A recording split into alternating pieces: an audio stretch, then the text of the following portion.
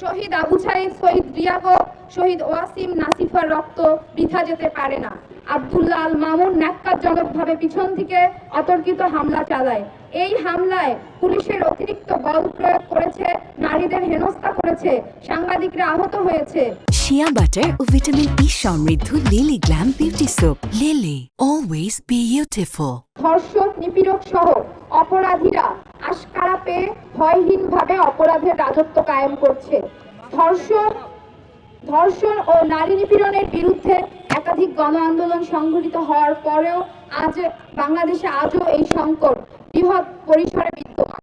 বর্তমানে দেশের আইনি ও বিচারিক কাঠামো ধর্ষণ ও নিপীড়নের হাত থেকে নাগরিকদের নিরাপত্তা দিতে ব্যর্থ। উপনিবেশিক আমলের আইন সংস্কার করে ধর্ষণের সংজ্ঞা পরিবর্তন, ভুক্তভোগী ও সাক্ষীর নিরাপত্তা প্রদানের বিধান সংযোজন সহ নানাবিধ স্থায়ী সংস্কার প্রয়োজন।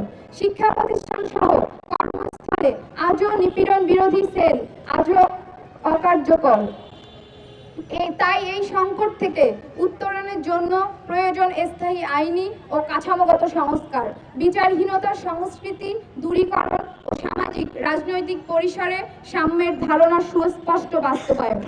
কাঙ্ক্ষিত স্থায়ী সংস্কার ও ধর্ষণ নিপীড়নের সংস্কৃতি থেকে জনগণের মুক্তির লক্ষ্যে ধর্ষণ ও নিপীড়নের বিরুদ্ধে বাংলাদেশ ৯ দফা দাবি উত্থাপন করেছে। এই ৯ দফা দাবিতে নানাবিধ সংস্কারের ক্ষেত্রে আমরা অংশীজনদের অংশগ্রহণকে গুরুত্বের সাথে বিবেচনা করছি।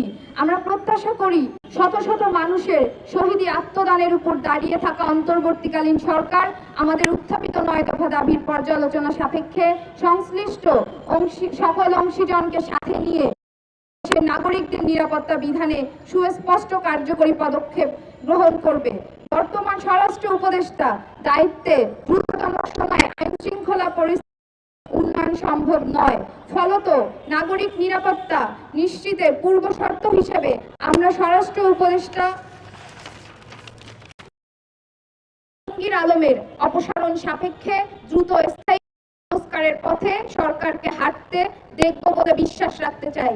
অন্যান্য জনগণের মুক্তির সংগ্রাম জনগণকে চালিয়ে যেতে হবে। শহীদ আবু সাঈদ, শহীদ রিয়াগো, শহীদ ওয়াসিম নাসিফার রক্ত বৃথা যেতে পারে না।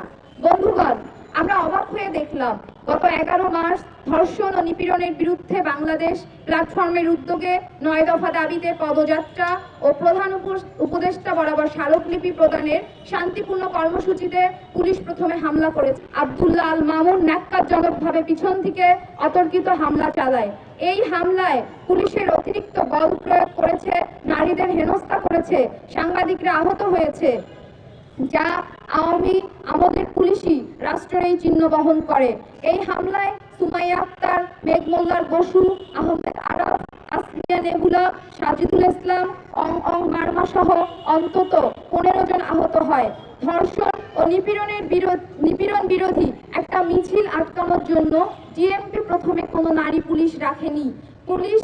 পুরুষ পুলিশেরা নারী শিক্ষার্থীদের উপর নৃশংস কায়দায় হামলা করেছে। আন্দোলনকারীরা আত্মরক্ষার্থে পুলিশকে মোকাবেলা করেছে এবং কয়েকজন পুলিশ সদস্য এতে আহত হয়েছে বলে আমরা জেনেছি, যা অপ্রত্যাশিত। নিয়মতান্ত্রিক আন্দোলনে বল প্রয়োগ করছে। এই হামলার দায় পুলিশ প্রশাসন, স্বরাষ্ট্র উপদেষ্টাকে নিতে হবে।